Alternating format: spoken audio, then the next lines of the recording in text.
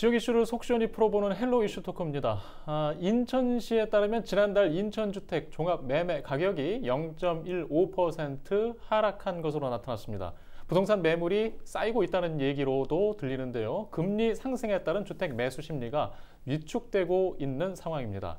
자, 인천의 부동산 분위기 오늘 지켜보겠습니다. 함께할 두 분 소개합니다. 서영천 공주대 부동산학과 교수하고 하정민 한국부동산경제학회 사무국장 자리하셨습니다. 안녕하십니까? 안녕하세요. 네, 안녕하세요.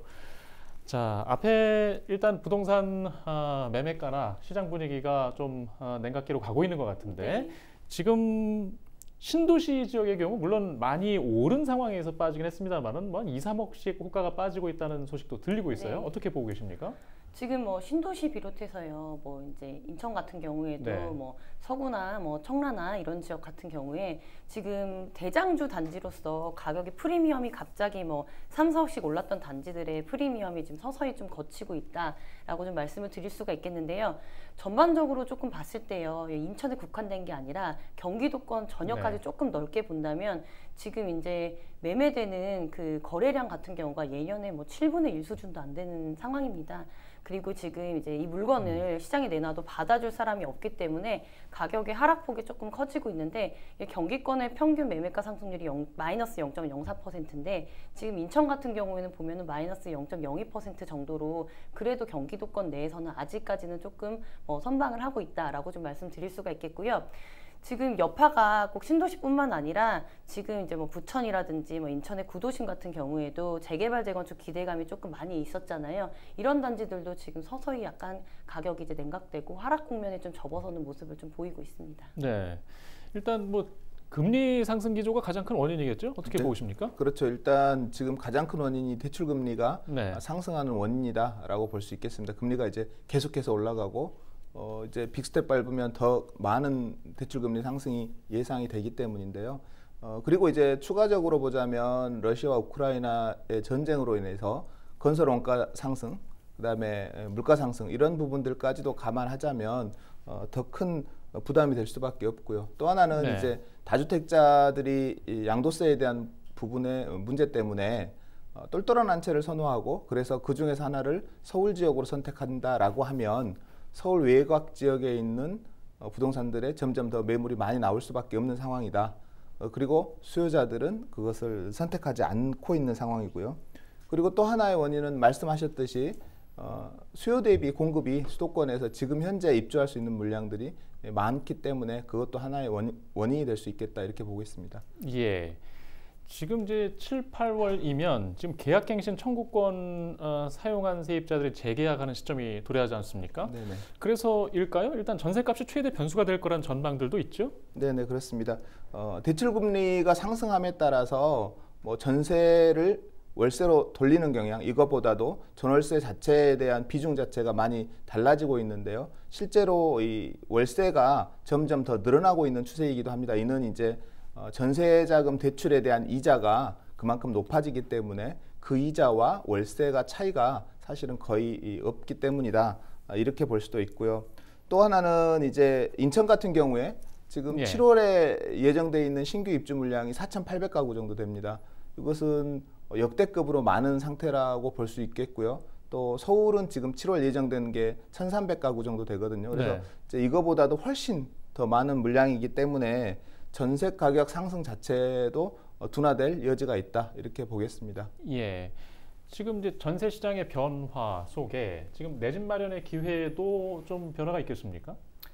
지금 이제 전세가가 상승하면 아무래도 이제 인천이나 이제 경기도권이 서울에서 탈서유 수요, 내 집 마련을 하는 수요가 많을 거라고 조금 기대를 했고 실제로도 이제 2020년부터 과거 한 2년, 이제 현재까지 봤을 때는 1, 2년간에는 그런 수요가 굉장히 많았는데 지금은 이 전세가 상승이 내 집 마련의 수요로 전환되기는 조금 어렵다라고 저는 좀 보고 있거든요. 왜냐하면은 지금 신규 주택 시장에 진입을 한다 해도 대출에 대한 금리 부담감이 굉장히 많이 있습니다. 그렇기 때문에 또 장이 지금 하락 국면에 접었을 광부합세일 때는 매매가가 더 상승되는 것을 바라보고 오시는 것보다는 약간 수성처럼 전세로 한 번 더 전세 한 번 더 돌자라는 예. 수요가 굉장히 많을 수가 있고요.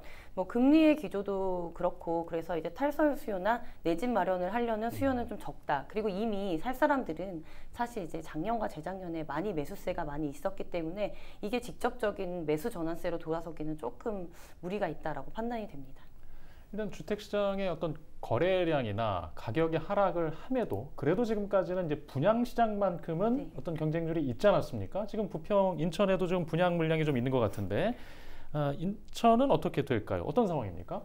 인천 같은 경우에도요, 사실 지금 이제 분양 시장이 아주 뭐 이렇게 밝다라고는 말씀드릴 수는 없지만 여타 다른 지방이나 지역보다는 조금 관심을 좀 많이 받고 있는 상황입니다.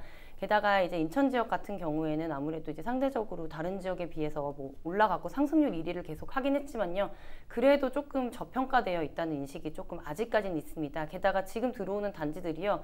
입지가 좋은 단지들이 조금 많이 있습니다. 뭐 더블 역세권에 위치를 하고 있거나 아니면은 학군을 좀 품고 있거나 이런 입지적인 장점이 조금 있기 때문에 아직까지는 그렇게 막 급격하게 냉각되는 상태는 아니다라고 말씀드릴 수가 있겠고요. 또 하나 이 분양 시장을 좀 짚어봤을 때요, 이제 분양가 상한제에 대한 규제라든지 이제 분상제가 조금 해제가 되는 요건이 되면 분양가는 반드시 올라갈 수밖에 없습니다. 왜냐하면 주택 시장은 좀 어렵지만 뭐 상업용 시장이라든지 개발에 대한 토지 시장 같은 경우에는 지대가 굉장히 많이 올랐고 이제 분양 시장에서 중요하게 또 이제 원자재 가격이 굉장히 많이 올랐기 때문에 이 이후로 나오는 것들은 우리가 예상해봐도 분양가가 많이 올라가겠다를 조금 점칠 수가 있잖아요. 게다가 우리가 이제 상승기, 가파른 상승기 때 딱 느끼는 게 신축이 많이 올라고 분양되는 물건들의 가격 상승이 주도를 했기 때문에 이러한 기조를 좀 봤을 때에는 추후에 나올 분양 물건들은 가격이 높을 수밖에 없다. 그러니까 자연적으로 현재의 분양가 상한제가 있고 지금 가격 주변 시세와 대비해서 나쁘지 않은 지역 같은 경우에는 뭐 희망적이다라고도 말씀을 좀 드릴 수가 있겠습니다. 예. 조금 더 얘기해 보면 일단 분양 물량의 경우 네. 그럼에도 아직 분양가 상한제의 영향을 받거나 아니면 분양가가 좀 오르는 상황이 됨에도 불구하고 경쟁력이 있다. 아직은 저평가라고 봐야 된다. 두 분 어떻게 생각하십니까? 서울에 비해서는 예. 그런 부분이 아직은 있긴 한데요. 그런데 이제 분양 청약에서의 지역에 따른 분양 경쟁률은 조금 떨어지는 지역들도 분명히 있을 것이다. 그리고 이제 머지않은 시기에 아마 지역적으로 위치적으로 조금 불리한 지역에서는 건설 원가 상승 때문에 분양가는 높아질 것이고 그것으로 인한 청약이 미달이 되는데 곳들도 이제 나타나기 시작할 것이다. 이런 부분들도 예상할 수 있겠습니다. 예, 저평가로 보시는가요? 아직은? 이제는 좀 저평가를 보기에는 살짝 어려운 예. 부분도 있지만요. 그래도 이제 전체적인 시세를 봤을 때는 우리가 경기권이나 인천 지역 같은 경우에는 그래도 이제 서울의 시세라든지 이런 기조를 좀 따라가는 부분을 봤을 때에는 아직까지는 조금 저평가되어 있지 않나라고도 감히 좀 말씀을 드릴 수가 예. 있겠습니다. 일단 서울은 일단 매매가도 아직 계속 비싸고 전세도 귀하고 뭐 그런 배경에서 인천이나 경기권으로 계속 전세 수요가 옮겨오고 있는 양상인가요? 아직은? 아직까지는 예. 지금 사실은요, 뭐 그렇게 뭐 전세 문의라든지 이런 부분이 많지는 않다라고 말씀을 좀 드릴 수가 있겠고요. 게다가 이제 상생 임대인이라든지 약간 다주택자라든지 임대 양성을 위해서 지금 뭐 5% 내에서 서로 협의가 된다면은 뭐 각종 세제 혜택을 주는 부분도 있기 때문에 이제 집을 가지고 계신 분들도 그러면 전세를 한 번 더 놓을까라는 생각을 가지고 계신 분들도 굉장히 많이 있고요. 향후 제가 1, 2년 정도 이렇게 전세 시장만 놓고 인천 시장을 조금 분석을 했을 때는요. 왜 우리 기존에 매매가 대비 전세가율이 높은 지역들 있잖아요. 인천도 어떻게 보면 그렇게 될 기조로 흘러갈 가능성이 조금 있다라고 보입니다. 그래서 좀 장기적인 시장으로 좀 봤을 때는요. 결국은 이제 매매가 대비 전세가율이 높은 데가 추후에는 결국은 매매가를 견인하지만 지금은 시장 국면상 가격이 조금 빠지고 있는 상태고 그렇기 때문에 매수가 활발하게 일어나지 않는 상태에서는 그래도 이제 전세 수요가 매매로 넘어오거나 이런 걸 기대하기보다는 이제 전세가는 조금 상승할 여력이 있겠다. 그래서 매매가가 떨어지는 것만큼 전세가가 뭐 그렇게 되진 않겠다. 받쳐주는 힘은 어느 정도 작용하겠다라고 보시면 될 것 같습니다. 예. 지금 이제 윤석열 정부가 들어서자마자 6.21 대책이 나왔는데 지금 이제 보유세 부담 완화도 있었고 생애 최초 주택 구매 시에 주택담보대출 비율 상한도 80%까지 상향을 했고 이런 네. 변화들이 있었어요. 네. 자, 부동산 시장에 좀 온기의 역할까지는 지금 나타나고 있나요?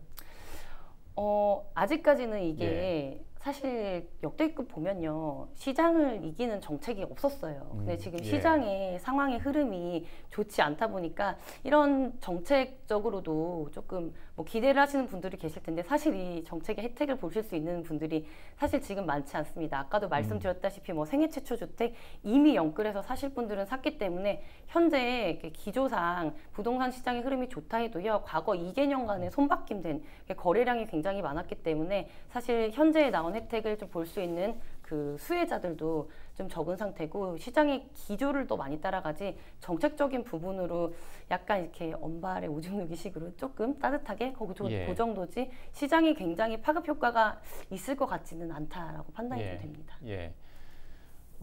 일단 뭐 대출 한도가 늘어났다고 해서 지금 영끌을 계속 해야 된다라고 보는 시장은 지금 아닌 것 같아요. 네네. 뭐 어떻게 생각하십니까? 대출 한도가 늘어났다 그래서 영끌에 대한 부분을 계산을 해보면요. 예를 들어서 뭐 여기 인천을 기준으로 한 6억 원 정도 되는 아파트다라고 하면 6억 원짜리 LTV 80%를 하면 4억 8천만 원 정도 되거든요. 이것을 30년 6% 정도의 금리로 계산을 해보면 원리금이 한 280만 원 정도 돼요. 그러면 이거 생애 최초로 주택을 구입한 사람들이 지금 현재 금리 오른 것까지 감안해서 6%일 때 280만 원인데 지금 더 오른다고 하고 있는 시점에서 이것이 얼만큼 혜택을 도움이 될까 하는 부분은 약간 미지수는 있습니다. 궁극적으로 이제 다른 주택을 공급하는 정책을 더 많이 세워야 되지 않을까 하는 생각입니다. 알겠습니다.